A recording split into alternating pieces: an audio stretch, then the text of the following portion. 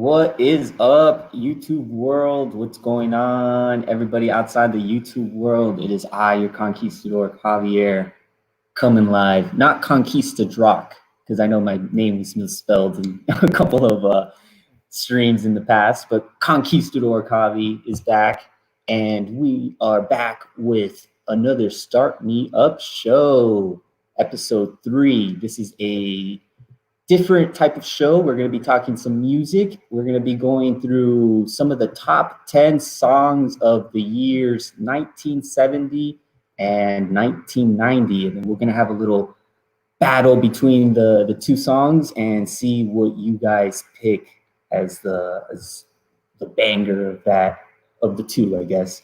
Let me go ahead and bring in our amazing members of the Conquistador Network today. We have Goat99 joining us back on the live stream. What's up, Goat? Hey, what's up, Bobby? How you doing, brother? Good, man. Happy to have you here, man. It's been a while.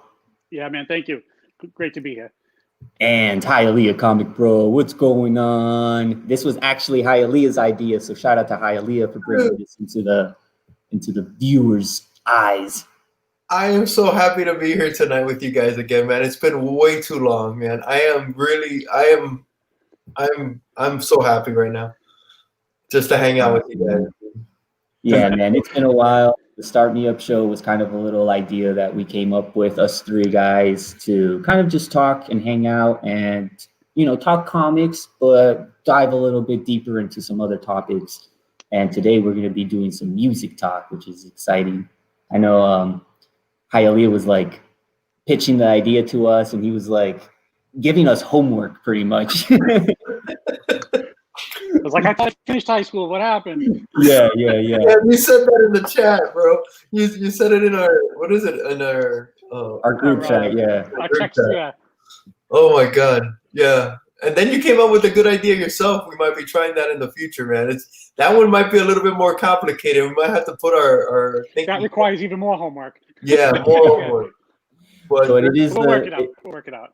It is the Start Me Up show, episode 3. We're going to do the top 10 songs of 1970 versus 1990. And as the chat is strolling in here, I know Grader's Notes is just about finishing up. You can see in the description of this video the songs, like the list of the songs for both years. And then in the chat, if you guys have access to Spotify, I dropped a Spotify playlist link in the live chat, which will take you to a playlist of the songs if you want to listen to them as we kind of go through this. Dude, so I just gotta say, man, you were showing us backstage, man. The Spotify list is a great idea, Javi. I love what you've done with it, and you've kept it simple, but yet it's so cool. The way you got it set up, man. I'm very impressed, man. It's not over the top. It's not all, lights and sounds and all that. I really you got it set up, bro.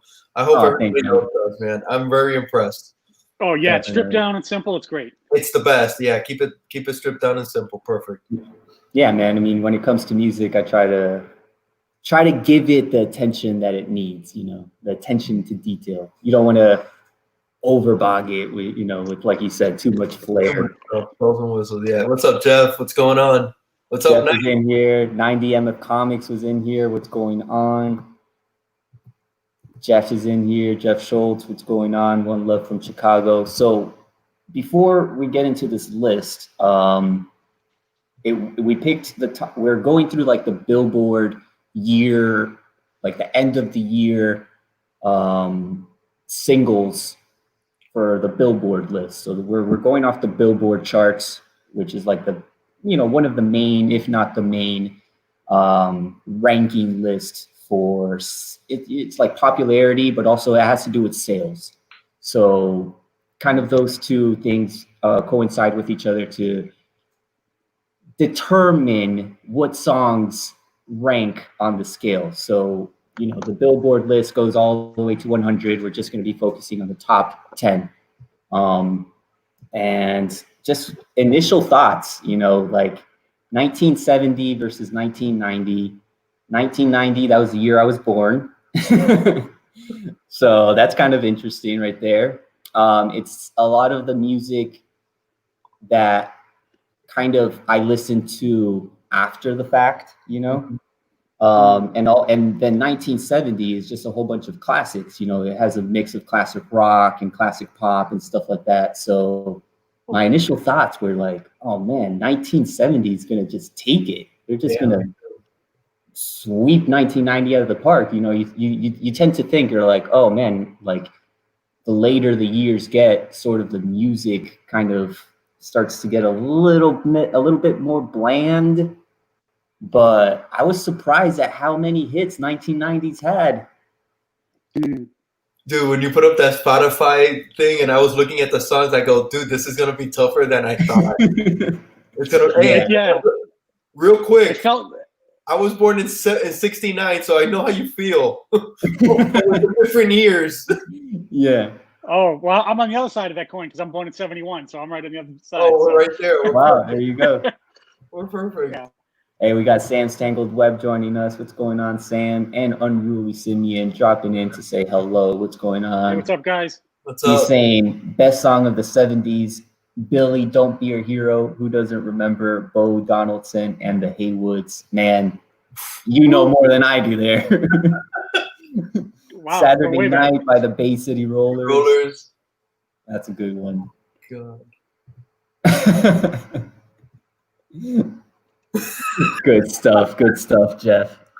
Yeah, guys, this is 1970 against 1990, not the decades, the years. Yeah, 1 year against it. Yeah. Right, we're not doing the decades yet, so we're sticking it to 1 year. I know it's kind of confusing when I say 1970s, 1990s, but it's we're going to do the year 1990 and the year 1970. They're going to go head to head with the top 10 songs. We also got Steve in here. I know he's got Thin Lizzy on his list. Hey, we're also gonna let them know about the vote and the chat and all that. Yes, so we will be doing a preview, just a preview, maybe like 15, 20 seconds of each song, if we do every song. But that's why I put the playlist on there, and in the description of this video, you'll see the songs list, the songs listed. So if you want to type them in, copy and paste them into YouTube, you can kind of listen to them as we do our live stream. But yeah, we will have the chat voting on which one kind of takes the crown, 1990 or 1970. Man, any other initial thoughts? Maybe you guys want to bring something else up before we kind of get right into it. I'm just getting a paper to keep score, man, because I want to see. We got to keep score. We got to see what's going on. Awesome. Well, it's funny because when Javi sent us a list today of the top 10 songs from the year 1970 versus the top 10 songs from the year 1990. So I shared this with my wife, and I was very surprised at how many good songs 1990 had. Yeah. And then she and I were talking. We were talking, and I said to her, it kind of feels like 1990 is more of an extension of the 80s than part of the 90s that you would first think of. You know what I mean? And you know, it makes sense because it's like, it like just connects on because it was just the next year after 89, you know what I mean? So we were talking about that. We were like reminiscing about all these old songs and stuff like we were younger, and I was just like, wow, you know. So because 1990 was the year that I first met my wife, and you know, we've been together ever since, and so a lot of it's like nostalgia and the other songs we've forgotten about, and then you know, some of the songs have aged well while some of them have not, and it was fun to talk about. Some of them have kind of fallen off the radar. Yeah. Yes, exactly. And let me tell you how much of a joy it was just going back and listening to these songs. Yeah. Like, even if I wasn't really into them, just like going back and listening to them and thinking about the times and the history and being like, oh wow, this was a top song during this year. Like, you start putting things together, like history events and things like that. And yeah, it's just like how you said, it's very reminiscent. 1990 probably wins, though, says Unruly. You don't know, man. You don't know. Yeah, that was a great point, what you said about 90 being an extension of the 80s, because I think you hit it right on the dot, dude. Yeah, for sure. Totally hit it out on the dot. What about the 1970s? It's almost like it's like tipping a little bit, you know? It could be a little extension of the 69, yes. But it was also being a little bit more progressive. Yeah, totally. Yeah. Yes, absolutely. It's like this year culturally. I mean, I know because the COVID and the other stuff. Like how much like musically is 2020 from 2019, even though this is a different decade. You know what I mean? It's the same artists, it's the same stuff, but like the 20s. I can't believe I'm saying that. Wow, the 20s as they unfold, will have new people and new artists and new stuff, and you know, as time goes along. But for now, 2020 is very similar to 2019. You know. Of course. Well, you know what? No copyright infringement. No, we're not trying to get no strikes here. We're not trying to get. But we do want to bring a little bit of audio to you guys at the same time. Taste. What's up, poor Mike? What's up, Rod? Simeon Hills. Man, Jeff is calling 1970s for the crown. No, dude, it's not that close, man. We're gonna go. You can't touch this. Copacabana. Yeah, but it's only 1970 and 1990. Those are the top 10 from those 2 years. Hopefully, this show, if it goes well, we're probably gonna be doing this in 2 other years, battling out, and then You have a phone call from there. Like the 70s will not have like disco, and then like this one won't have like grunge rock from the West Coast. None of that. So it's 1990 predates that, and 1970 is before, way before disco. You know. So yeah, it's just 1970 versus 1990. Yeah, we should do hair bands versus grunge, like 1992. Oh, that's a whole different topic. Yeah, or like 1996 versus 1986 or something like that. Oh wow, damn. Yeah. Show us the list. Okay, let me see. I don't think I'll be able to show you the list exactly, but top 10 is Band of Gold, Freda Payne versus Blaze of Glory, John Bon Jovi. And the way that this will be formatted is I'm always going to have 1970 first versus 1990. So Band of Gold was 1970, and Blaze of Glory came out in 1990. Okay, and these were the number 10 slot for top 10 songs. These were the number 10 slot.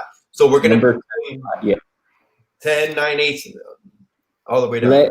I'll go ahead and play Band of Gold for you guys for a little bit. I'll skip through some of the beginning of it just so we can have a nice On a honeymoon, we stay in separate rooms. I waited in the darkness of a lonely room. I'm really saying, good God, there's 2 horrible songs. Dude, I gotta agree with Unruly, man. I was not super familiar with the name of the song Band of Gold. I don't know who Freda Payne is. I don't know if she's a one-hit wonder type of artist or if she did many other songs. But when the song Band of Gold came on, I was like, oh, I've kind of heard this, I think. But you know, you remember the chorus and kind of like what's repeated out through the song. Right. So that was Band of Gold. And let me just play Blaze of Glory. We all know this song. It feels like it's in every Silverado or Chevy truck commercial or something like that. Yeah, keep this one short, maybe.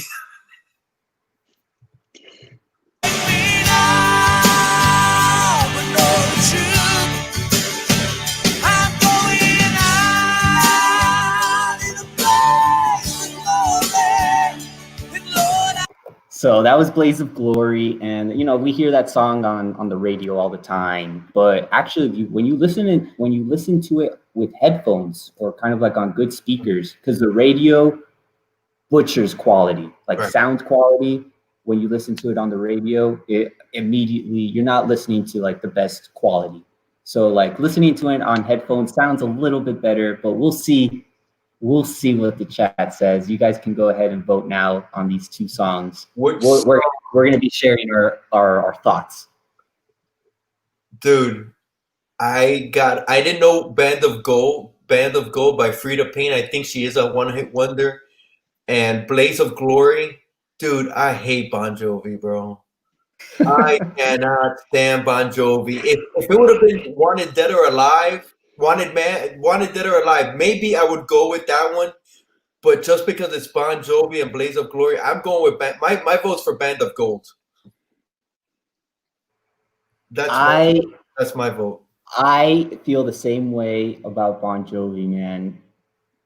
I was never a huge fan of Bon Jovi. Like I said, it sounds like it's going to be in like some car commercial. It's just like out on the trail or something. But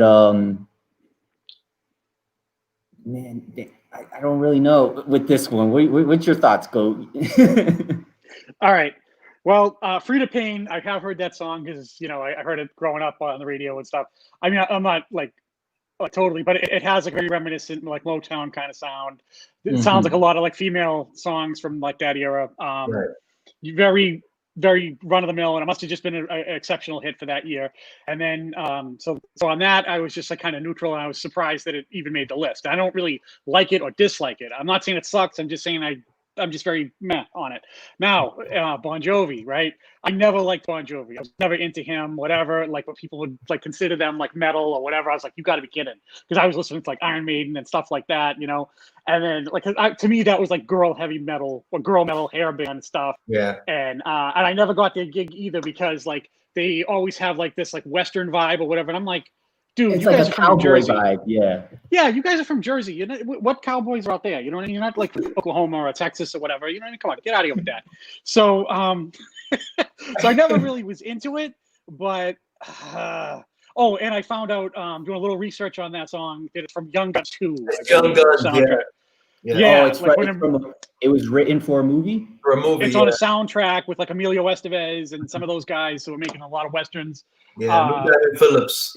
Yeah, right. Like, what happened to them guys? But so I would give it to, oh god, grudgingly, because like, oh god, Bon Jovi, I guess, but because the other song just seems so like mediocre and just nothing too special. I'll say this: the production on the Bon Jovi song "Blaze of Glory" is excellent. You know, they have them. They got that money to put that production value in there, so it sounds nice and crisp. One additional thing, that song is John Bon Jovi solo. That's not Bon Jovi the band. That's so true. from what That's true. right, so that song is him on his own. Because I guess at some point they were off doing different projects, I believe. But yeah, so I'm not really. So if I had to cast a vote, I would say Bon Jovi, but I can't believe I'm saying that. Okay, So, it's all right, dude. Jeff says that Bon Jovi played a Native American extra in the movie. Wow. That's interesting. I did a little bit of research on Band of Gold, and apparently there's like some deeper meaning in the lyrics or something like that about, you know, a relationship that's going on between, you know, a man and a woman. But I'm gonna go with Band of Gold just because it's more of it just makes me move more than Blaze of Glory. You know, I can feel that backbeat, you know, where the da, da, da, da, da, da, da, you know, so I like that. I dig it. All right, so we got two Bands of Gold and a Bon Jovi on the panel. But yeah. Unruly, okay.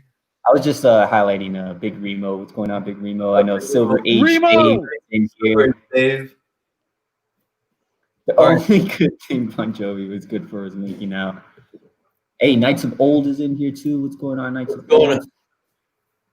So I know Silver Age Dave picked Bon Jovi. 90 picked Band of Gold. Okay. Who else? You're gonna keep okay, so okay, how are we gonna do it?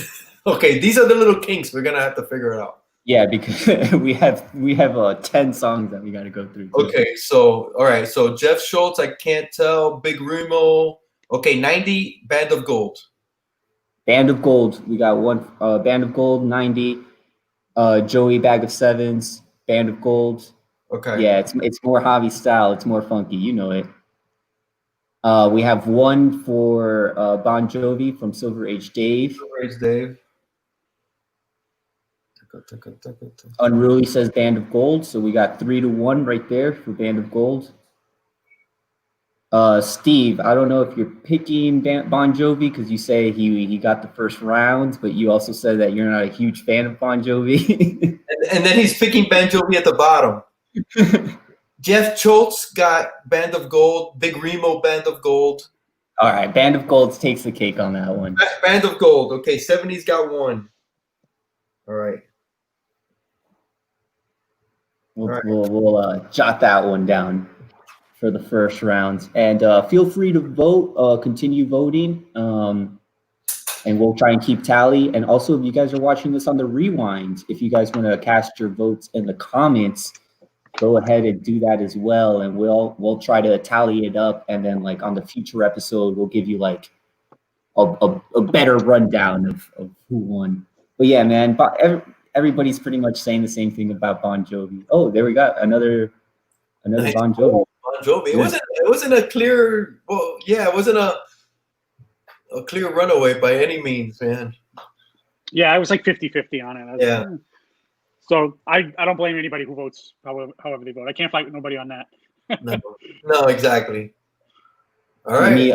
Let me go ahead and copy and paste this. I'm going to try and make it a little bit more official on the vote now. All right, cool. So this is number 9 on the roster for 1970 and 1990. We had a classic, Let It Be by the Beatles. Can I mark this one already? Versus Cradle of Love by Billy Joel. What the fuck is Spanish Gold? That's a bold. It was a song from the 1970s, man. But yeah, man, Let It Be versus Cradle of Love, Billy Joel. Billy Joel is that 90s pop punk. Is it Billy Joel or Billy Idol? I think it's Billy Idol, and I think I just messed up. I just messed up and put Billy Idol. Oh, Billy Idol. Okay. Yeah, I think you're right. Okay. Oops, my Green Day. My brain for a sec there. My Green Day is coming out. All right, there, Billy Idol. Okay. Uh, I'll go ahead and preview the songs. Do we need to preview Let It Be? Or should I just move into Cradle of Love? Whatever you want. What, we can vote now. We can vote now, dude. Let me play Cradle of Love. Just to shake it up, ever I do. Rock the cradle of love, rock the cradle of love. It's the cradle of love. Tony Rock. So we got Cradle of Love versus a classic Beatles song. This is when the Beatles had stopped touring by this time. The Beatles, if you guys know a little bit of Beatles history, they were a band for 8 years. They toured for the first 4 years, and then the last 4 years, they completely stopped touring, and they were just putting out studio albums. So this was from the album, Let It Be was from the album Let It Be. And I believe it was just like right on the cusp of their last album, if I'm not mistaken. So let me go ahead and I know people are voting already, but let me just go ahead and put this to make it official. Vote now. What you guys think would be more of your banger, more of your style? Let It Be by the Beatles or Cradle of Love, Billy Idol. And this one you got to put for a short time, man. It's funny. I've seen at least 2 lists where they did the greatest songs ever from the rock and roll era, and on 2 different ones, I've seen the Beatles crowned number 1. And the other two, the first time I saw it, it was I think they did it at the end of the 1980s, and they gave Hey Jude number 1 song not only for the Beatles but for all of rock and roll ever.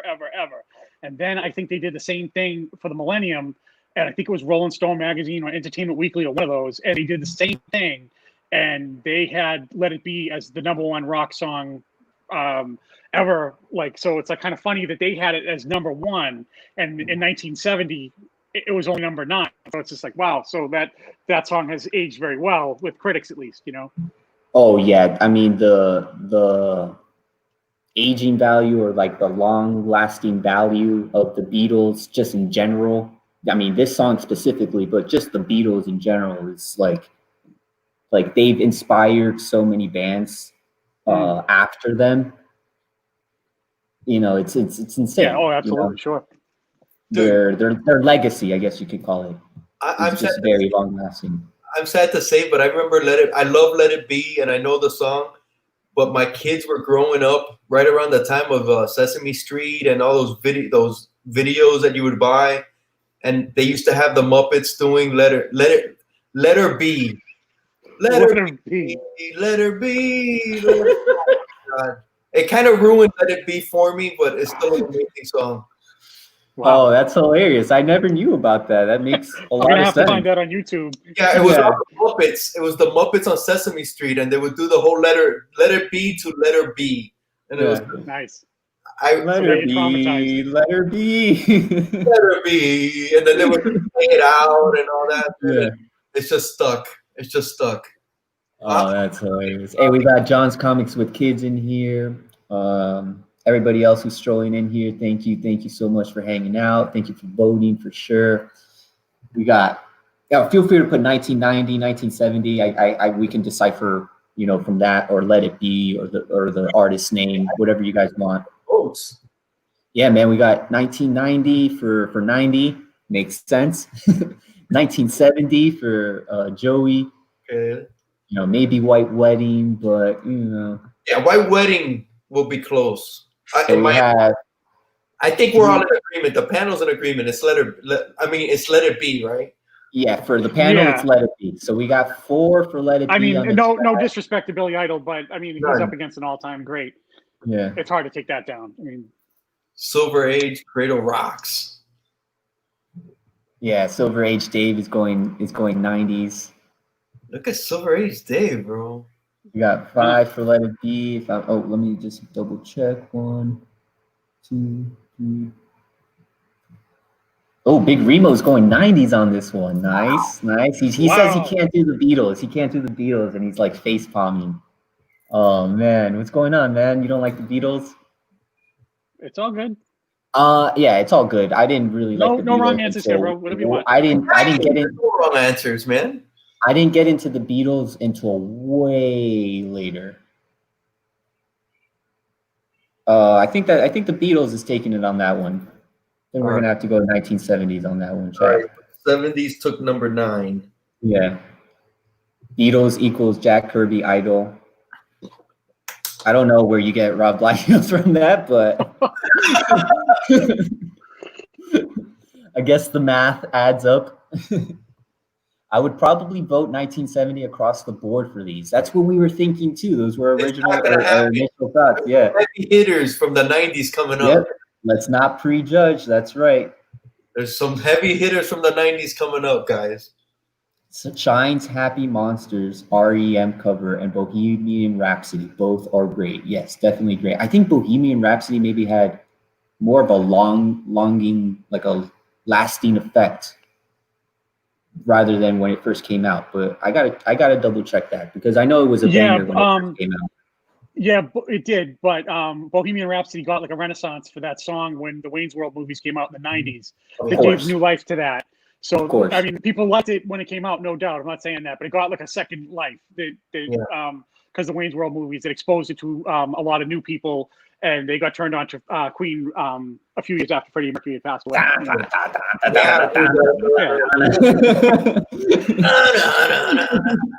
It's a great scene. It's a great scene. Beatles, it's a pop band that had some rock songs. In my eyes, more pop songs than rock to me. For sure. They were a pop. There's no doubt about it. They were a pop band. They're a boy band. They came from the UK.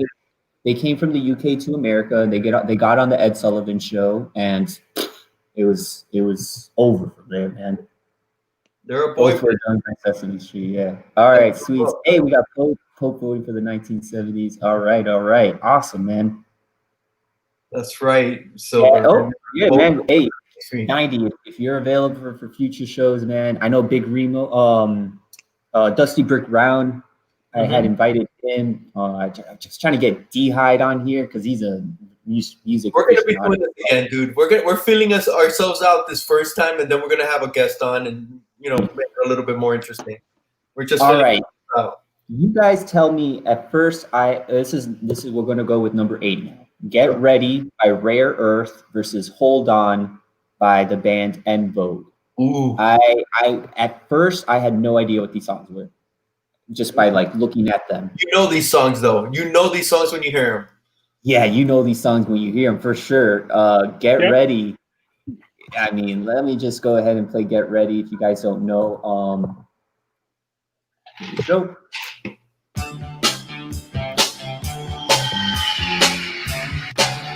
The way that you do, you're all right. Whenever I'm asked what makes my dreams real, I tell them you do, you're out of sight. I dig it. I dig it. There's a loud ass tambourine going on, just keeping that beat, you know?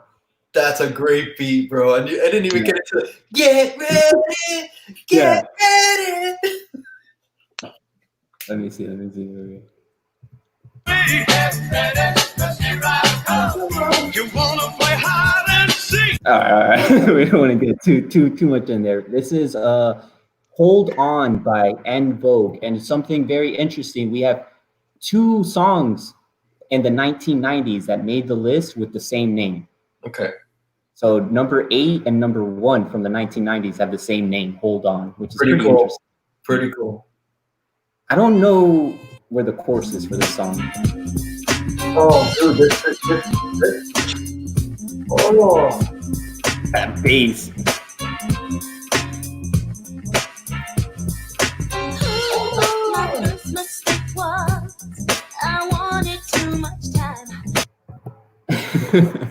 oh boy, this one's tough. This one's a tough one because at first you don't. I mean, Hold On, I don't think had much of a lasting effect on it. I don't know if you guys are more familiar with that song, but I don't think I've ever really heard that song. That song was. I know it was sampled. I think Jay-Z or some other guy sampled it. Dude, En Vogue was massive with this song, man. They were massive. The video is great. And somebody mentioned Eye Candy. Yeah, Unruly. En Vogue, bro. Those girls are amazing. Yeah. Knights is like, no, you can't deny that bass line in that En Vogue song. You know, it's jamming. Okay. All right, vote now, guys. I see Steve is already going for 1970, so I'll go ahead and tally that with 1970. What does the panel pick? So I was doing some research. If you search Get Ready on Spotify, it's actually a 20-minute jam that the band used to do. Yeah. And I guess they had to like splice it up or whatever they had to do. They had to just take like the radio cut to make it popular. Right. But apparently they were a live band where they got most of their entertainment from doing live shows and things like that, which is, you know, right up my alley. You know, jam bands are what I love. So I'm gonna have to go with Get Ready on this one. Oh man. But neither one of us want to say it. Dude, all right. To me, all right, I'll do mine. To me, En Vogue, they were kind of like, to me, like a forerunner before Destiny's Child was Destiny's Child. And like, they were like almost like superheroes unto themselves, and they were awesome, man. It's kind of puzzling why they didn't last and didn't go on to like more things, but they were, for a short time, they were really, really awesome. I'm gonna give it to En Vogue. Nice. Dude, it looks like we're not in the majority on this one, dude. I'm gonna go En Vogue, man. I think this is an amazing song. I'm not taking anything away from Rare Earth because I love that one too. But I'm gonna go with En Vogue, man, because En Vogue clubs, man. That was a good song, dude. Check out Vanilla Fudge. Is that a song or is that a band? That's a band. That's a band. Okay. All right. Rare Earth, what? Rare Earth, one hit wonder? I don't think so. I don't believe so, but they might be. I think they are, because I've never heard of really Rare Earth. I think they probably had other albums. Maybe that was just the biggest, you know, the one hit that freaking really, really caught on. Like Split Open and Melt? Is that a jam band? Because I need to figure out my jam bands. All right, it looks like 70 took it again, huh? It looks like 70s is. We don't even have to count that different. one, I think. We do have some En Vogues. We do. Geeks is looking for En Vogue. I know. Oh. There's a few in Vogue. Big Remo was I think he was voting for En Vogue as well. Okay, Joey says if I know at least one of the 90s songs, I will vote. They're coming. They're coming. So I'm gonna go ahead and put 1970s for that one. Yeah, it took number 8. 10, 9, and 8. Oh my goodness. And make sure if you guys are, I mentioned it earlier, feel free to cast your votes in the replay. We'll go ahead and tally them in as well. I need to listen to that En Vogue song, like just like actively listen to it. Dude, it's a good song, dude. Yeah. It is. Yeah, I agree. Another classic, 2 classic artists. Oh my you can't really take one away from the other. I'll Be There by the Jackson 5, kind of like a nice ballad. And I wouldn't say, maybe. Yeah. Versus Another Day in Paradise by Phil Collins. Wow.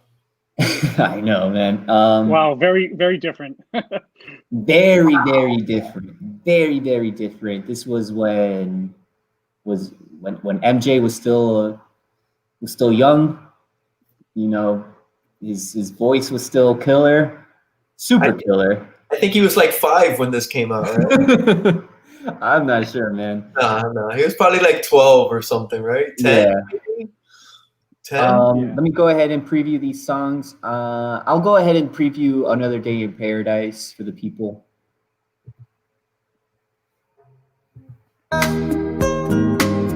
Starts to whistle as he crosses the street.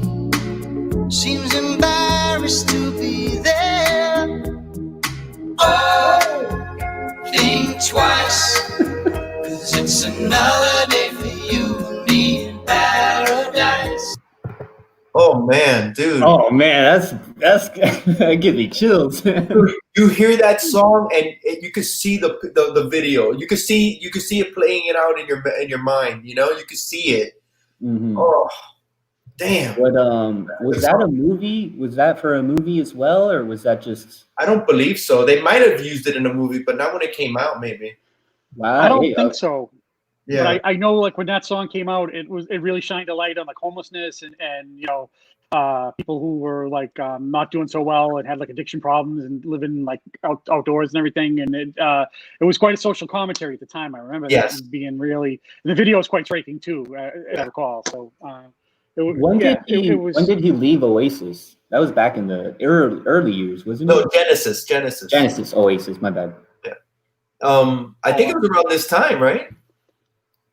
Yeah. Phil Collins did a lot of stuff in like the 80s. He did like a solo album, and he did like that Miami that Vice. other song with. Yeah, and he did like the thing with Philip Bailey, Yes. Easy Lover, and so he was doing like a solo gig for a little while. He was touring the world quite a bit, and he was making quite a bit of money until he had some difficulties where the music was so loud that he was having like problems hearing, and he had developed some back problems as well. Yeah. So he had quite a few medical problems that slowed him down. But so he was on a serious role in the mid '80s. He was about huge. this point. He was huge. Yeah, he was massive. He played at Wembley and at I think it was Veterans Stadium for Live Aid.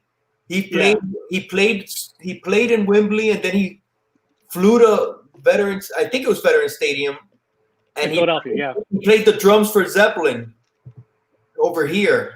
Oh, wow, Right, that's awesome. Yeah, he played on both the same day, both shows. Crazy. Right, because John For Bonham sure. passed away. Peter Gabriel, Genesis, Money. Yeah. Great. No Jacket Required. That was Studio. I love that song. Su Studio. That's a jam. I It looked sounds that like- up one time. I was like, "What the hell is this? What is that?" And I still, I'm more confused now than I ever was. I looked it up, and I don't know what the studio is. Let me tell you. Do you guys know where No Jacket Required came from? That's his He album, was- right? he- That's his album. That's his album. he met with Robert Plant. I don't know if they were going to do a concert together or if Led Zeppelin was opening or maybe he was opening for Led Zeppelin, and Phil Collins was wearing a jacket, and Robert Plant looks at Phil Collins, and he's just like all smuggish, and he's just like kind of like, oh, I'm better than you, and he's like, oh, you know, you no jackets required or something like that. And that's where the name, yeah, that's I you know, don't quote me, but I'm pretty sure that's where the name came from. That was a massive album for Phil Collins, bro. Oh, absolutely. Huge Yeah, he album. was all over MTV back then. Yeah. Yeah. Great So- story, Javi. Great story. Yeah, so we know I'll be there for you. You know, I don't know if I go ahead and sing it, but Dude, Unruly just put a song, I Don't Care Anymore. Oh, dude, that is such a great Phil Collins song. yeah, that is a Care good no song. No more. It's very like you know, like rockish and just like good. almost in your face. Hey, we got 3 right off the bat for Phil. Dude, I think if we play I'll Be There, I think we'll be off, right? If we even play a note of I'll Be There, we're going to get banned. Okay, panel, what are you guys going to go for? Me, I'm gonna go with Phil Collins because that video was very striking when that came out. I remember that, and it really made me think because like I'm really big on like art making you feel something, like Right. whether Yeah. it's sad or happy or something. When you listen to a song or look at a piece of art or something, if it makes you feel something, good or bad, to me it's done its job. And that was particularly striking to me back then when I really, to be quite honest, I wasn't like, you know, focused on thinking about homelessness or anything like that. And I was just like, wow, that made me really open my eyes to something. So for that, I'll give it to Phil Collins. I'm going Phil Collins too, man. It's just a great song. I love it. And even as a kid, I wasn't the biggest Jackson 5 fan, to tell you the truth. I'm not taking anything away from, dude, Michael's a freaking genius. The songs are awesome, but they just, another Day in Paradise just resonates more with me. If you guys are interested, there is I keep bringing back Spotify, but I'm sure you can find this album elsewhere in other streaming platforms and maybe even on YouTube. But there is a stripped down version of I'll Be There. Okay. It's called like the minus version or something like that, where it's just like more stripped down production wise, and that song is, I feel like it's better than the one that was released. Wow. Yeah. It's just called the stripped mixes if you guys are interested, like Michael Jackson, the stripped mixes. And it's like it's interesting because it's credited to the Jackson 5 and it's also credited to the producer who produced the song. So it's pretty interesting. Jackson 5 was the Jackson 1, overrated. Wow. How's it looking? Phil's taking this one. I think Phil's taking it, and you're picking Phil too? I'm gonna go with Phil Collins on this one. I don't like Phil Collins, but you know, there's a movie, I forgot what the name of the movie was, it takes place in Ireland or something like that, and it's a modern movie, came in like 2017, 2016, but it's like a group of young kids and they're trying to form a band. And there's this very funny scene where like a guy comes rolling up in his convertible and he's blasting Phil Collins, trying to impress the girl. And then the guy's like, really? Like Phil Collins? So yeah, man, I'm going to have to go with Phil Collins, but definitely Jackson 5. You can't discredit them. No, hell no. You know. Dude, 90s on the board, man. 90s on the board. We got 1990s on the board, and also the panel is in agreement. Very nice. That's right, Tarzan. He did the soundtrack to Tarzan. He did the soundtrack to Tarzan and something else, if I'm not mistaken. I don't know. He was massive, dude. Top 6. We have. Oh my God, dude! Mountain High Enough, and this is the Diana Ross version. not the original by Marvin Gaye and company, right? Marvin Gaye? No. I don't know. I forget who the original was. I can't remember either. Ain't No Mountain High Enough, the Diana Ross version, her cover version, or Vision of Love by Mariah Carey. Wow. Perfect matchup right here, right? And you have to keep in mind that this is early Mariah Carey before she was crazy. So we don't talk about those years. No, I'm just kidding. Dude, this is actually my one and only Mariah song that I love. Vision of Love. I think it's her best song, and I think it was her first hit. Oh wow! I'm not sure if it was her first hit, but it definitely put her. It was one of the early ones. It was It's the earliest big hit she had. Sing Street. Yes. That's the name of the movie, Sing Street. Go check it out. My buddy Ryan Russo showed it to us when we were in our band days. Yeah, dude. We're just talking the song, man. This song is freaking. Vision of Love is an amazing song, but dude, Ain't No Mountain High Enough? Are you kidding me? I'll play a little bit of Ain't No Mountain High Enough, because when you listen to this version by Diana Ross, and Diana Ross, she's a disco queen, so it's like a super kind of Motown disco-y version. Yeah, this is straight up Motown, dude. Let me go ahead and cue this up. It's over the top. It's over the top.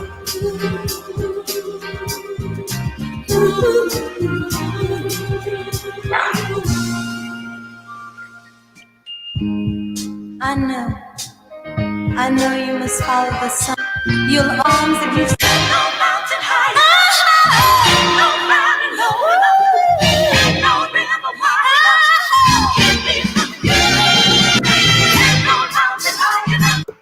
All right. You guys can listen to that on your own time. It is a banger. It is over the top. It is flashy. It is like the hits are on point. It's very dancey for the time that it was.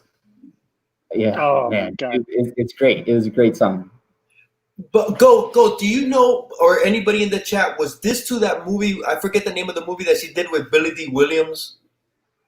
Was this song for that movie? I could be totally. Thanks for hanging out so very Dave. It might be. I'm not exactly sure. I don't remember the name of the movie, man. We need some chat fact checkers. Yeah. I'll go ahead and play Vision of Love. It's just like if you guys know music, it's almost like a 1-6-4-5 jam. Yeah, go ahead and play it. It's the wrong, so I believe, and I know I've succeeded in finding a place I can see. I had a vision of love, and it was all that you've given to me. Oh, dude, I love that song. All right, but you know what? My boy Simeon saying that it's not in Mahogany. So. Oh, Mahogany, that's the movie. Okay, it wasn't from that. Okay. Yeah, it's a turn all the way up song.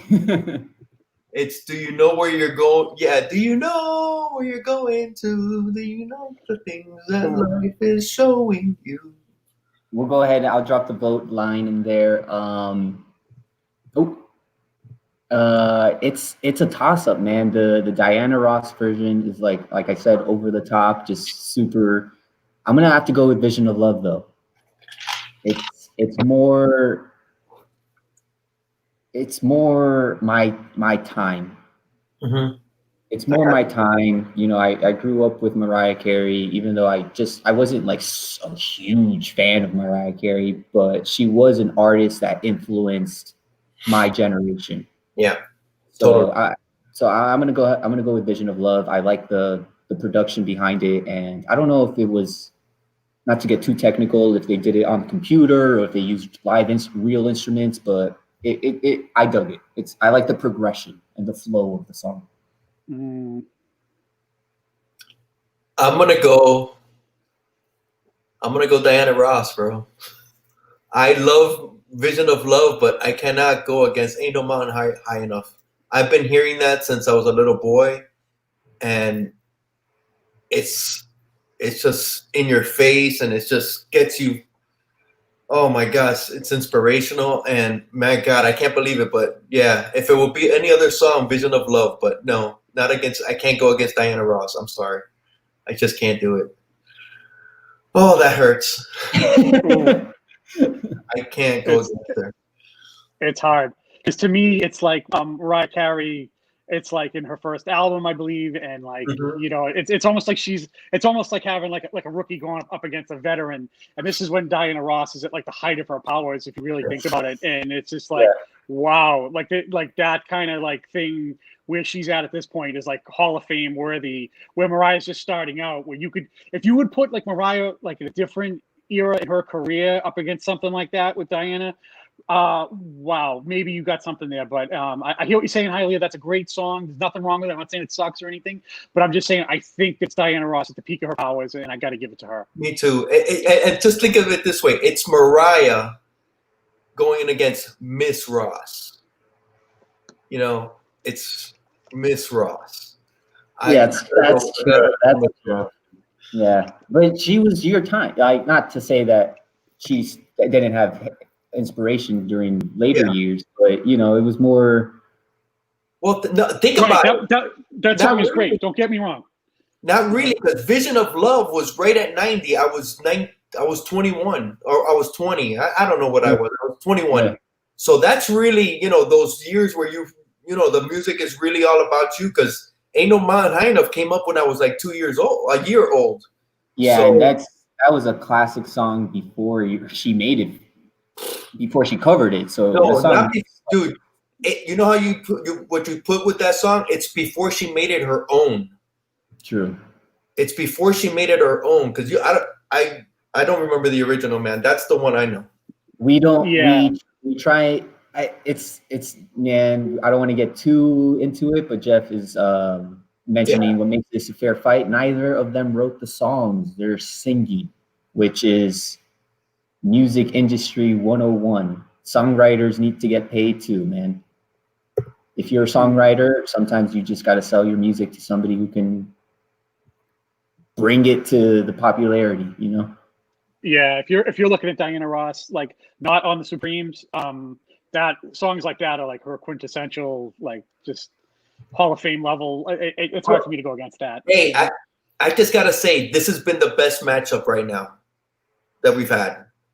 Two super, you know, all-timers. Yeah.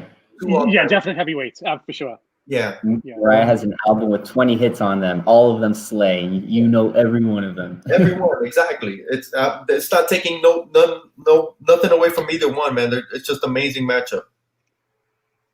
Oh wow, Hialeah, you're right. She was Miss Ross, the original Beyonce, and Magic Lasso. The original Diana LP version is over 6 minutes long. Wow. The edited is just kind of 3 minutes. You know, they got to do the radio edits to. So Javi, who won?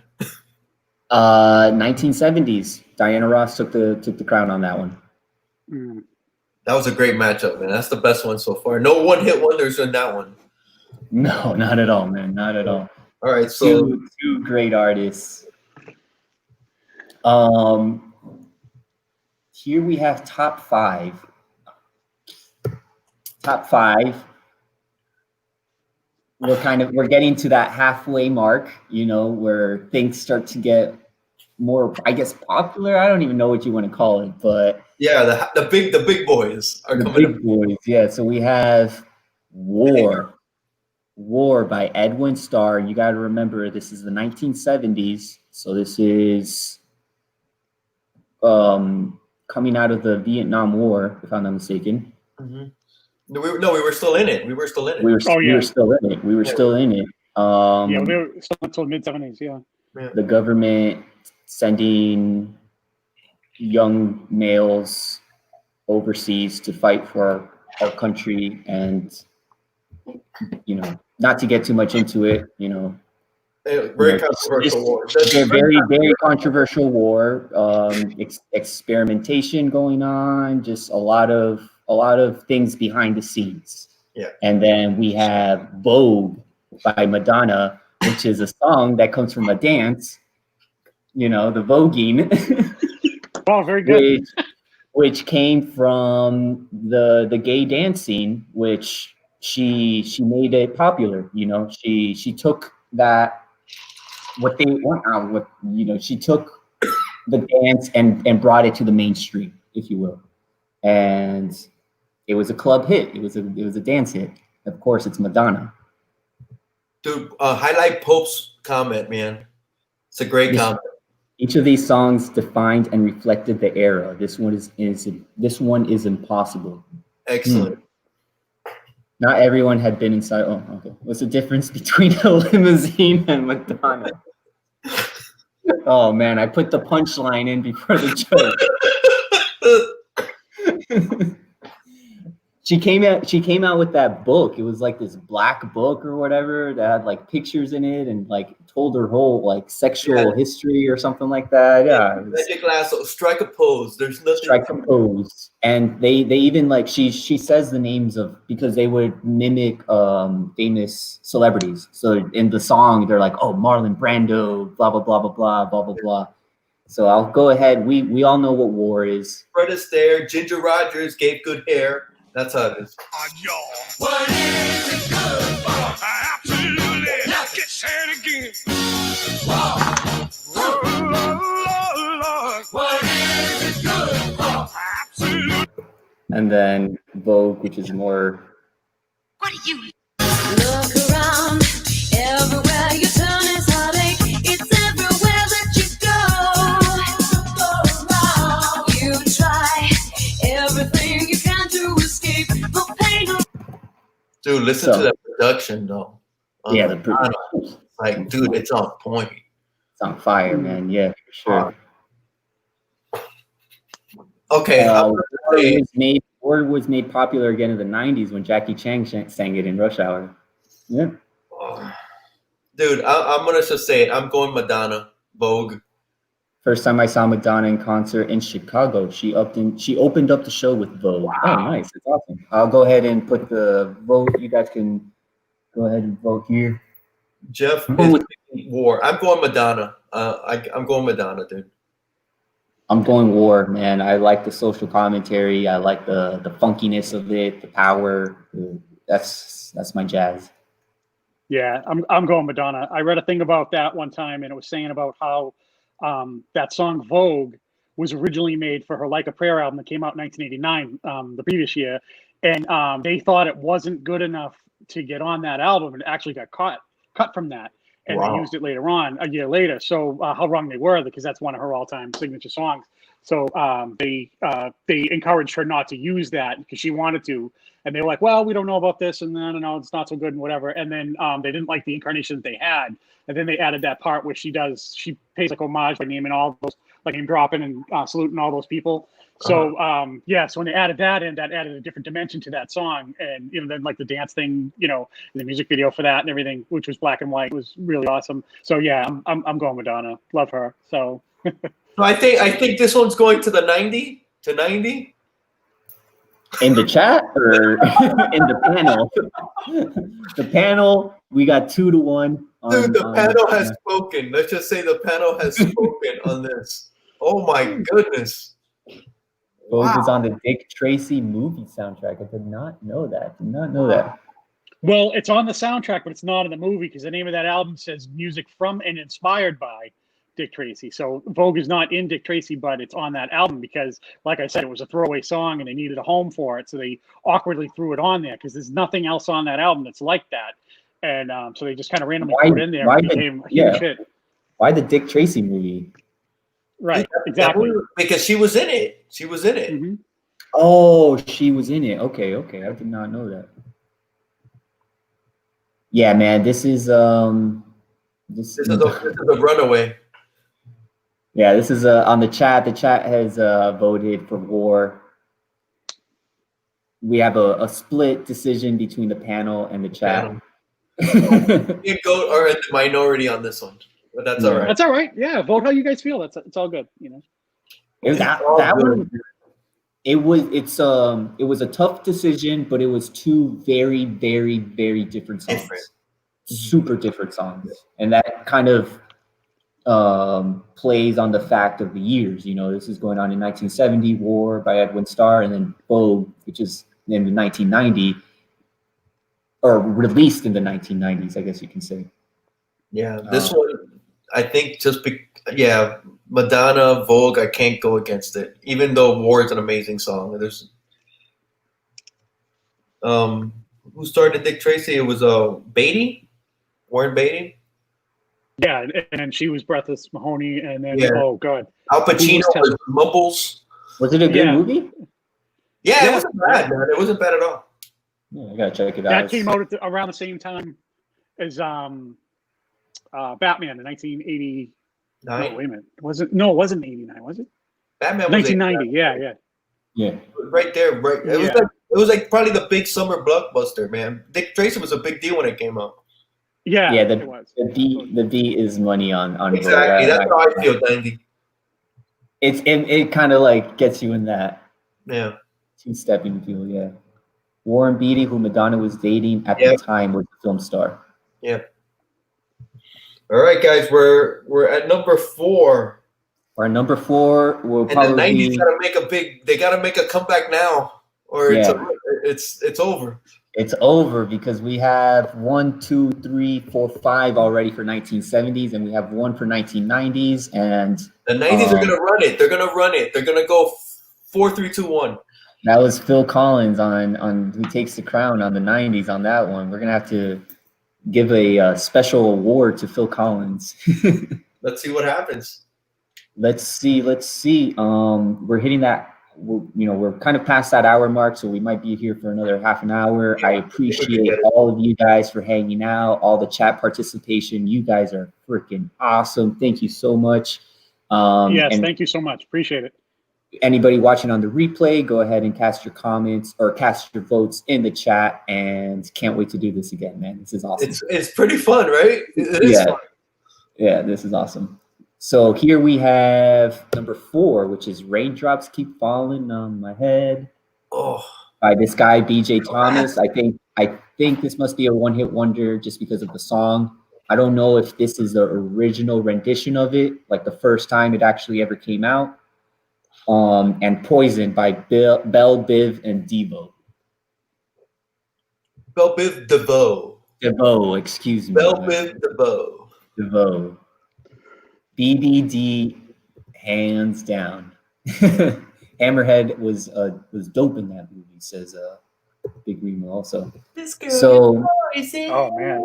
So this is, let me go ahead and preview the songs. We all know. Does anybody know if this is the first time Raindrops Keep Falling on My Head? I believe so. I think he's a one-hit wonder, but I could be mistaken. Oh, it was a song written by Hal David and Burt Bacharach for the 1969 film Butch Cassidy and the Sundance Kid. Yeah, dude, it's the bicycle scene. It's the bicycle scene in Butch Cassidy. Oh, I haven't seen that movie, so I did not know that. But we've all heard the song. Let me go ahead and cue it up. Sleeping on the job, those raindrops are falling on my head. They keep falling, but there's one thing I know: the blues they send to meet me. Classic. That's a classic, bro. It starts off with the ukulele, so right off the bat, it's just a very, very soft, light-hearted song, and then the instruments come in, and then it makes it all kind of just like a wall of sounds. Very, very nice with the strings. It's just a beautiful song, and then at the end, we even have this kind of like music, like a. It's almost like a game show. Yeah, almost like a game show. Like it's making you try to like feel good, Yeah, I feel like I'm in a grocery store buying soup listening to that. This is classic elevator music, right? When you think elevator music, this is what this is. But Yeah. Javi, have you seen the movie? No, man. I know. Great movie, man. Great movie. Javi, you gotta watch that movie, Yeah. man. I do. Great movie. It plays the music, the musicality of the song plays into the title of the song, because the title of the song is depressing. You know, raindrops keep falling on my head, but the song kind of is more uplifting and kind of tries to make you feel good.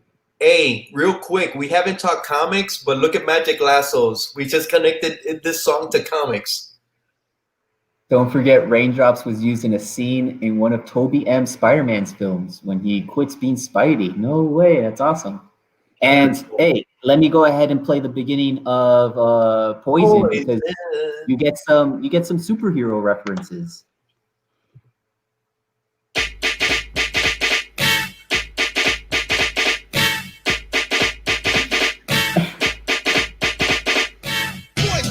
Yeah, Spider-Man and Freeze in full effect. You ready, Ron? I'm ready. You ready, Dave? I'm ready, Slick. Are you? Oh yeah, take it down. So they say Spider-Man and Freeze in full effect. I don't know if you guys caught that, but it's a nice little wow reference right there. Let me go ahead and try and pull this into the chord. It's her lover. Wrong move, you dead. That girl is I'm going BBD. It's just right off the bat. If you guys don't know this, if you guys are fans of MF Doom is a rapper more of like the 2000s. He actually dropped a line in one of his songs that's like, it references BBD. So it's, you know, those guys, full circle. Those, so I those love guys that. were, Was it a new like edition? some of the other guys that were, what's that? Was it a new? They were a new edition, right? Yeah, those guys were in New Edition when Bobby Brown's solo career took off. Right. When he was doing all that Tenderoni, whatever the hell that was. And when he was doing all that stuff, Belle Biv DeVoe was like, "Hey, we need to do something too." So they made that. They made this this album in this group, and it is spectacular. And they're from Boston. All those guys, like I'm from Boston, and they're up there. They are absolute legends. And listen, man, anybody in this chat, if any of you guys have any like sons or young nephews or anything like that, have them listen to this song and have them know that you never trust a big butt and a smile. I'm a sucker for a big butter smile, dude. Me too, man. Me too, man. It's my downfall. A big butt and a smile. I'm right there with you, Ilea, man. Hey, Universal. I'm going Belle Biv DeVoe. You got to. This was in every club at this time, and it was get everybody jumping, man. Everybody. I gotta have it. I gotta have it. It's so strong, you know. It's just so in your face, you know. You hear it starts off with that beat, and then you hear the, you know, like go. You put your hands up, like for the hit. Fuck yeah. Yeah. Hey, So, Knights was asking how we came up with these matchups, and it's basically the top 10 songs of 1970 versus the top 10 songs of 1990, and we're doing 10, 9, 8, 7, 6, and 4th. And go Right, just comparing two lists, like top 10 of lists. 2 different years, and pitting like number 6 against number 6, number 4 against number 4, number 9 against number 9, whatever it is. Yeah. I'm going So I gotta have. Oh, I gotta have it. They're from Boston. They're never trust a big butt and a smile. I mean, they should have this in a kind of place where like they give up free contraception and like you know, birth control pills and stuff. Put them up there saying that. Never trust a big butt and a smile. And just be like, yeah. So the unwanted pregnancy thing will come way down. You know. So. Simon Hills. I believe it's Simon. You know, let me know if I'm pronouncing it wrong. Simon Hills. Yes, this is required. Simeon Hills. This is required learning for all young men. 1990s is taking the crown on this one. I think this one's got to be freaking Belle Biv. 1990s is taking the crown on this one, and the panel and the chat are in agreement. Awesome. So we're good. We're good. I told you, man, the 90s were making a comeback, and it just started. Oh, never trust a big butt and a smile. Jeff, I love your comment, brother. Doom has been around since the 80s. Yeah. We all know Doom. I think the line was something BBD first cassette or something like that. I don't know, but that's what actually, when I heard that MF Doom line, I went back and researched. I was like, oh, who are these guys that he's mentioning, who he's referencing? And then I came across Poison, and I was like, oh, of course, like early hip hop, inspiring later hip hop. And Bell, Biv, and DeVoe also had the number 11 spot of the year 1990, with their hit Doomy. Ooh, that one I don't remember. Oh, I remember that. Yeah. So they were on the list 2 times that year, and pretty high up there. So kudos to them. They took the crown this time. So let's go to number 3. We have our top 3, which is American Woman by the Guess Who. Not Lenny Kravitz. It was made famous by Lenny Kravitz later on when he covered it. And then Nothing Compares to You by Sinead O'Connor. Wow. Dude, I'm American Woman, Guess Who? Yeah, classic. Dude, but I'm so sick of that damn song, dude. I am just sick. I'm sick of Lenny Kravitz singing that song. I'm just sick of that song. And Nothing Compares to You, dude. That song was everywhere. Everywhere, yeah. Everywhere. And it still kind of is everywhere now. Dude, and I have some fun history about Nothing Compares to You that I'll share with you. Who wrote it? Like who wrote it? Who wrote it? I'll pull a Pope Service comment right here. Yeah, bro. Freaking Prince written. Prince wrote Nothing Compares to You. He wrote it for a side project of his called The Family. I don't think it was ever released until after his death. It was released in 2018. So you can go find his version of the song now.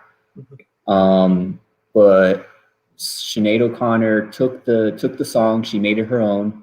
You know, she credited Prince for the writing credits because that's what you do to avoid copyright infringement. You know, you still credit the writer, and then all the money that's coming in is going to the writer. There's a little bit of leeway of how that works, but pretty much she credited Prince. And then if you go on Wikipedia or on other websites and stuff like that, Sinead O'Connor tells a story about how she like Prince like beckoned, like Prince was like, oh, like come to my house, like we need to talk about this. And then I guess they got in a little like argument or fight, and it says that like Prince had to like chase, like Prince was like pretty much like kicking her out of his house at like 5 o'clock in the morning, you know. So it's pretty interesting. Yeah. Bro, did you play basketball with Eddie Murphy's brother Charlie? She mentions like, oh, you know, don't mess with an Irish woman, but then she also mentions how Prince had a bigger punch to pack, and she was not prepared for that. Dude, I remember watching this video when it first came out, and it's just her singing to the camera, and she starts crying. Dude, that video was like, you were just mesmerized by her. And, you know, no hair. It was like, oh my God. And she was, you know, she was beautiful. I went out and got the album. The album is actually good from start to finish. It's actually a very good album. And then she, of course, all the controversy from her Saturday Night Live and the Pope thing and all that.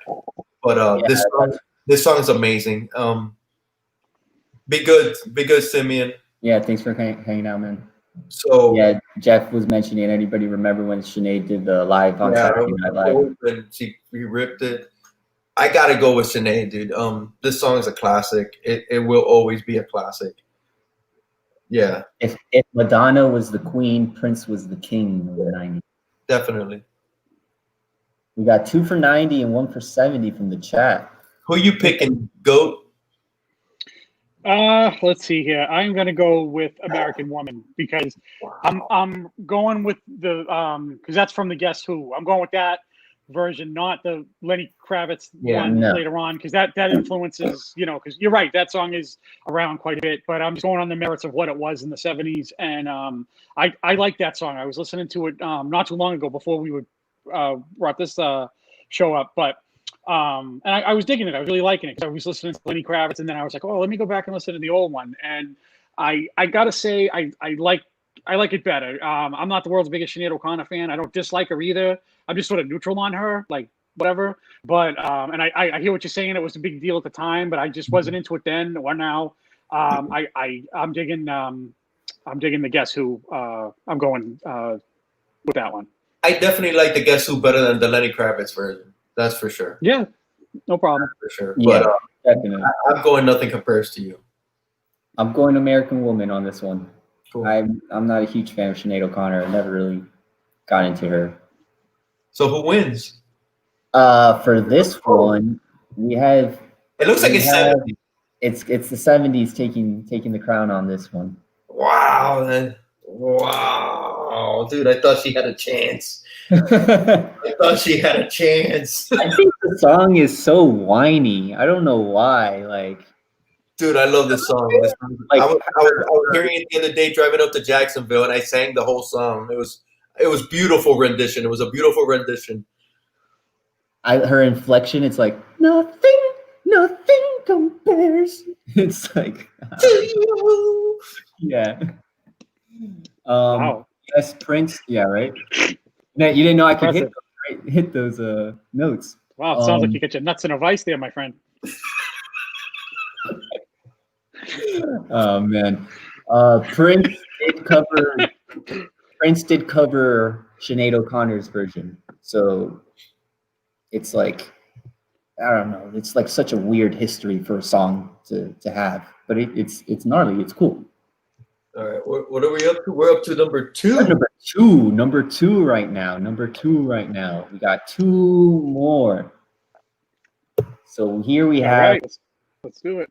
Oh, They Long to Be Close to You by the Carpenters versus Man. It Must Have Been Love. And then I don't know if that's like the full name of the title, but I just put it in there because it was showing it in some places and not others, but It Must Have Been Love by Roxette.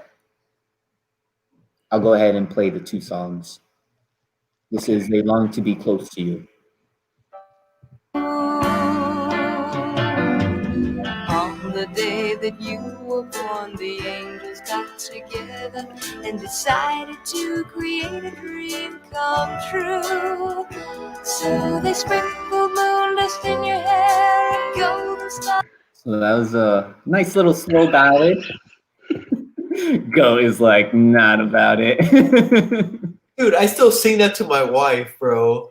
I sing that to my wife. Just like me, why do birds suddenly appear? And Wow. we have that song coming back in. Wait a minute, didn't Kermit the Frog do that song? Probably. It- Yeah, I think so. It was him, wasn't it? In Willy Wonka, or was it in Willy Wonka? I don't know. No. Let me see. They sound like it, but no, it's not. It's not the Oompa Loompas. Karen Carpenter's voice. He Amazing. was, man. Magic Lasso. Roxette had some hits. Yeah, they were. I think they were an international group, Sweden. Yeah. I'm not for sure, but But it's over now. I'll go back a bit. But I lost it somehow. It must have been love. But it's over now. From the moment we touched to the time had run. Oh, that hurt. That one, Holly is not about. Mm. Mm. And she's You know, like- apparently the Carpenters. Karen Carpenter was a drummer. That's insane. If she was actually, Was she? I thought it was the brother. maybe it's the brother because it was a duo. Maybe the husband. I don't know. It was I a don't know. brother, I believe. Yeah, I don't know too much about the Carpenters. Go ahead and vote now. What do you guys think? Two ballads, two very nicely arranged ballads. I do not think. Let me see if I can pull this up. They Long to Be Close to You. I think Yeah, they are the original creators of that song. Yeah. Yeah, the Carpenters were huge. I believe they had their own variety show in the 70s. They were massive. Wow. Mm. When she passed away, that was Yep. a big deal. Yeah, that was a Let me big go deal. ahead I and keep remember. tally here. And I guess you know where I'm going. I'm going Carpenters, man. I cannot stand Roxette, dude. God, I can't stand Roxette. Oh, we have Funk Comics in here, man. What I miss, bro. So, This is brother, a show right up your alley, man. We're just trying you missed a to lot. pick the top songs of 1990 versus 1970. RWO in the building. What do you think, Goat? What do you Ben think? Ben Compton. Okay. Oh, Karen was the drummer. She was the drummer. That's what Ben Compton's saying too. Yeah. I didn't know Richard, our brother, wrote the songs and played the played piano. piano. That's what he did. He played the piano. That's right. Well, Guys, at the time in close. the 90s, I was kind of neutral on like Roxette. But now hearing it now, it seems like even more garbage than it was then. Dude, it's And horrible, dude. It hurts my ear. Yeah.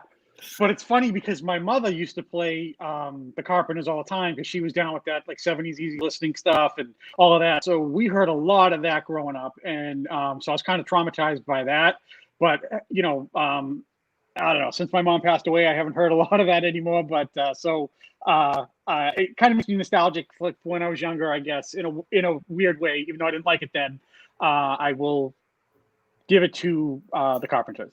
I'm Carpenters all the way, dude. I think we have a tie. I think we have a tie in the chat. Let me just double check this. Magic Lasso is going Carpenters. 90 MFC is going with the 90s. Simeon Hill with the 90s. Steve Whiting with the 90s. Ben Compton 70s. I'm pretty sure Pope is going Carpenters, so I'll go ahead and tally them for the Carpenters too. What's up, Dusty? Yeah. Joey and 90 are both going 90s. Like it. Yeah, guys, put your votes down. There's nothing wrong. Whatever you feel. It's all good. Yeah, it's all good. And then Jeff put in Carpenters. And Big Remo put in Carpenters. Oh, Dusty Brick Brown coming in last minute to close off the tie. Carpenters are taking this one in the chat. Pope, Dust. Oh, my goodness. If I do vote, it's for the 90s. So, man, I think this is a tie. Guys, we have a tie. We have a tie? Yeah. A tie. 6-6. Wow. Javi, which way did you go on this one, Javi? I'm going Carpenters. Okay. I'm going Carpenters. Not a huge fan of that arrangement of It Must Have Been Love. I'm not a huge fan of They Long to Be Close to You either. I think the musicality is a little weak. It's a little boring. But if you listen to the lyrics, oof. And her singing and her voice, man. Super sweet lyrics. Yeah. Super sweet lyrics, yeah. All right, so we're calling it a tie, right? I'm going to call this one a tie. Yeah. So, wow, that's it. That's awesome. We got 12 people voting, man. Thank you so much, everybody. We're going to go ahead and move on to our last list here, our last showdown. Two very, very different songs. Two songs that I was super surprised to see at the #1 spot. One of the songs I didn't even know. It's Bridge Over Troubled Water by Simon and Garfunkel. Which one didn't you know? I didn't know. Oh no, I deleted it. I didn't know Simon and Garfunkel came out with that song. Wow, dude. The Bridge Over Troubled Water. Would you say that's their signature song? I wouldn't because I think their signature song is I know which one is my favorite Garfunkel song. the one that's like It's not Bridge Over Troubled Waters. it's like more upbeat, like the one that the one that they play on like Big 105.9, which is our radio station over here. I want Me and Julio down by the schoolyard. That's what I want. But that's only Simon, ain't it? Oh, is it? Oh. Yeah, that's only Simon. My favorite Simon and Garfunkel is the Sound of Silence. Like, that one. That's Mrs. Robinson. Mrs. Robinson. Mrs. Robinson is probably their biggest. You gotta say, Yeah. but Yeah. Bridge Over Troubled Water was massive song, dude. Want me to tell you? Jeff is killing it with the comments. Mine is Sound of Silence, man. That's my ABBA, favorite. yeah, ABBA. I'm That's- sure they were on the list, but They were later. They were like 76. That Yeah. song was like 74, 75, 76. Sounds of Silence and Mrs. Robinson are better. Yeah, Bridge is one of their best songs ever. It is. It is. It's a beautiful song. Did you guys ever watch that movie, Mrs. Robinson? Yes. No. Love it. Love that Oh. movie. Yes, I did. I did too. Yeah, Freaking love that movie, dude. Dustin Hoffman. when he was young. Yeah. He wasn't even that young, man. They make him out to be like 19. He was like 30 in that movie, man. Crazy. Let me go ahead and play this for you guys. I love it when the cymbals come in. It gets real loud. When darkness, oh baby, I will lay me down.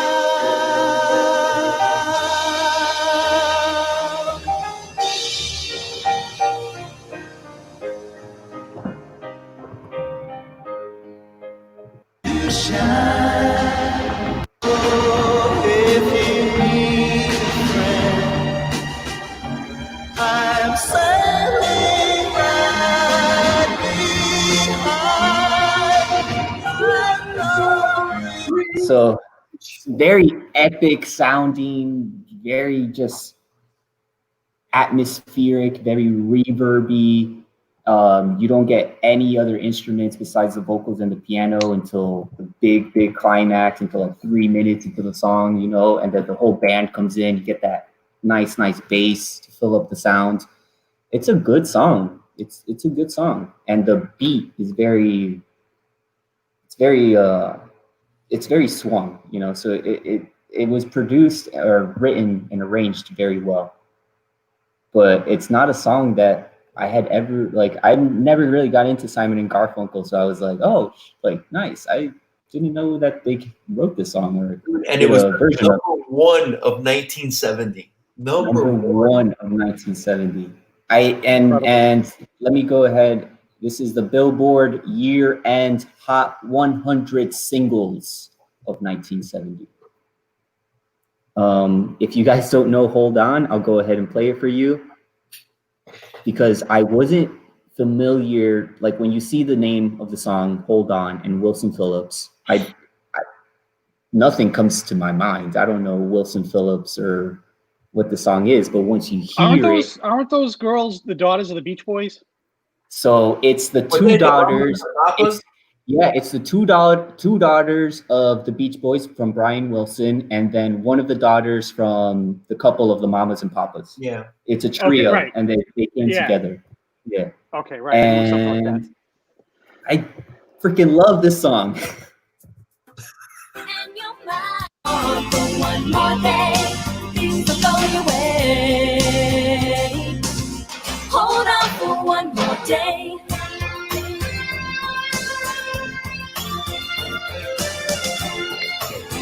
Dude, I can't. It's different. It's 90s. It's 90s, man. It's just straight 90s.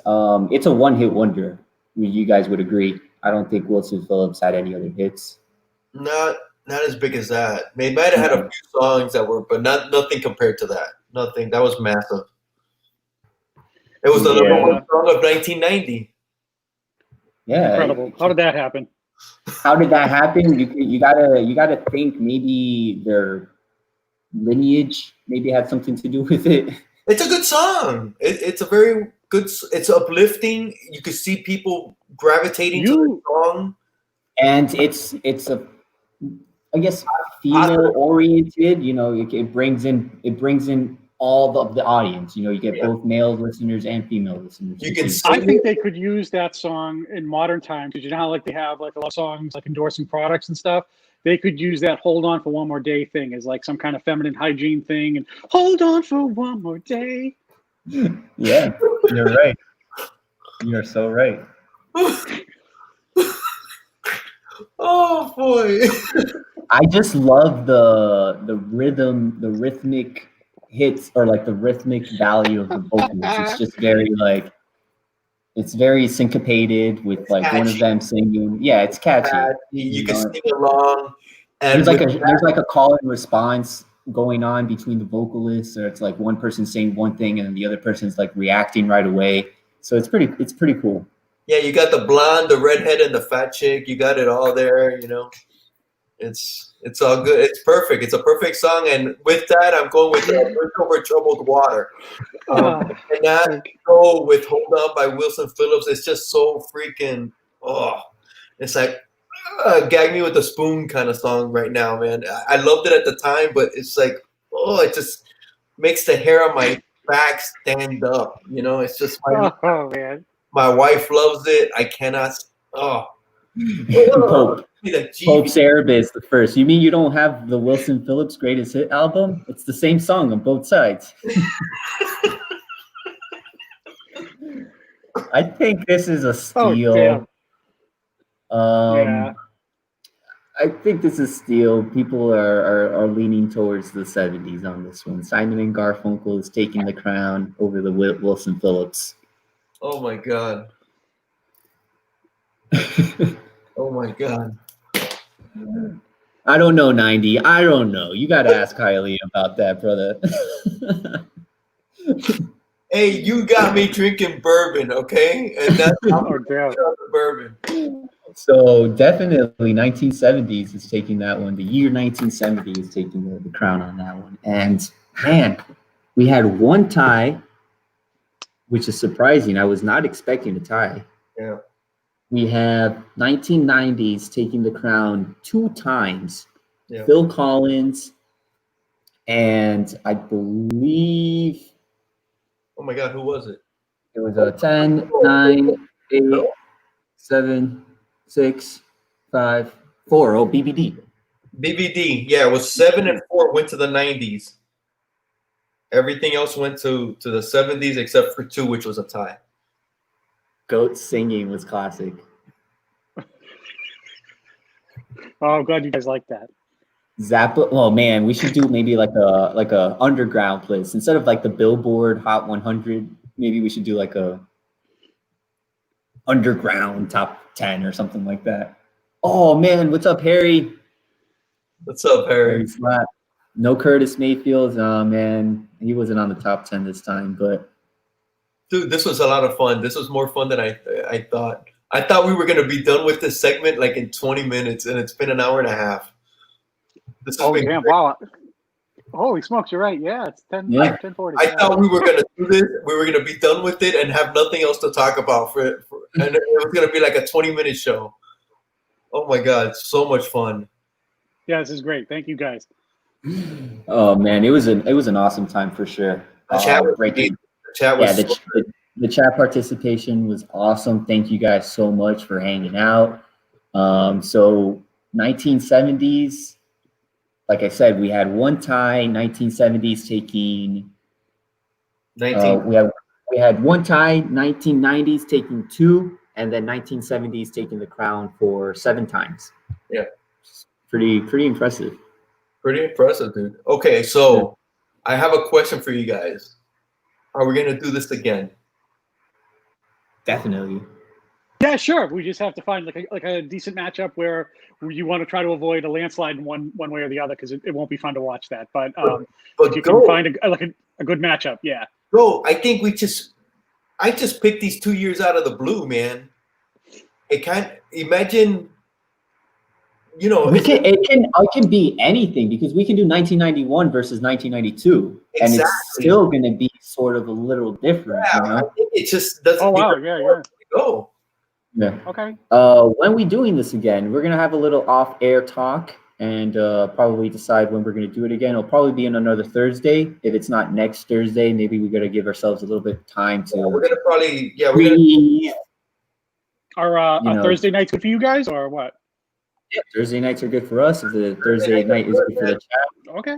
It'll either be a monthly show or every 2 or 3 weeks. We're gonna be doing it like that, man. Oh, look at Jeff's comment. Dude, thank you so much, man. This was so much fun. A few hours and not one mention of comics. That says a lot about our community. It's Yeah, nice. man, we're trying to do stuff, but dude, it's really nice to talk about other stuff. Oh yeah, trying to do something a little different. Yeah.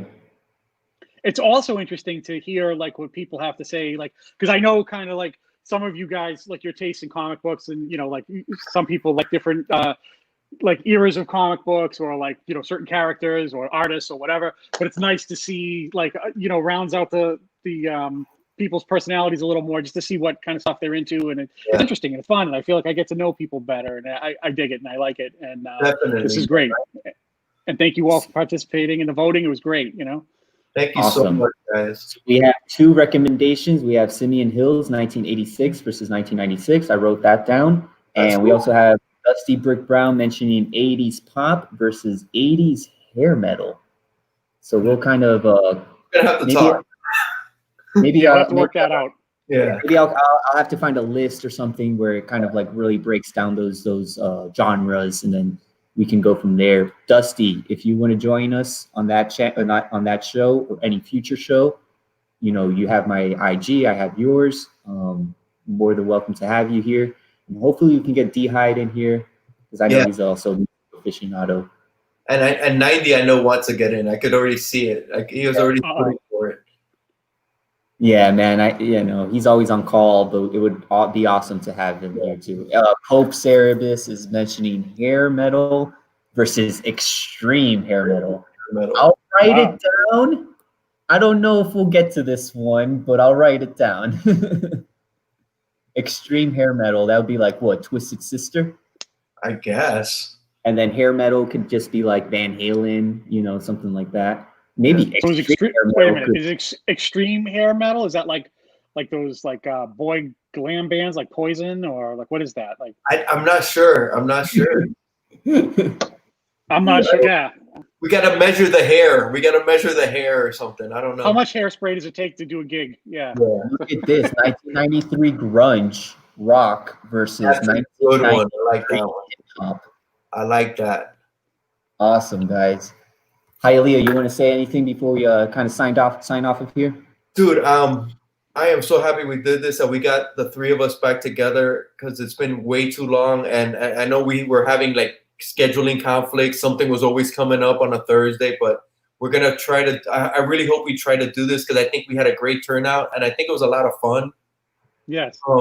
So maybe we got to just talk about it. It won't be a weekly thing, but every few weeks we're gonna be putting up a competition, and hopefully everybody shows up and have some fun, man. Because it was fun. It was. Yeah. Oh, I agree. I think we're looking for quality over quantity. So you don't want to just crank out a bunch of crap for you guys.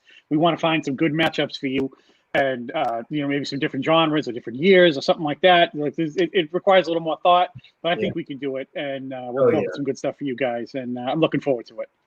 Awesome, man. Hey, Go. It was a pleasure having you back on again. For sure. Yes, thank you very much. I appreciate it. It's always awesome seeing you in the chat, but we all got to take care of what we got to take care of. Me, myself, Hialeah, you yourself too, man. It's always a great pleasure hanging out with you guys and hanging out with the chat. What a blast this was. I kind of don't want to sign off, but hold on for one more day. On that note, we'll see you guys later. Thank you, everybody in the chat. Have a great rest of your night. Tomorrow's Friday, and the weekend's coming up, so enjoy yourselves and stay safe.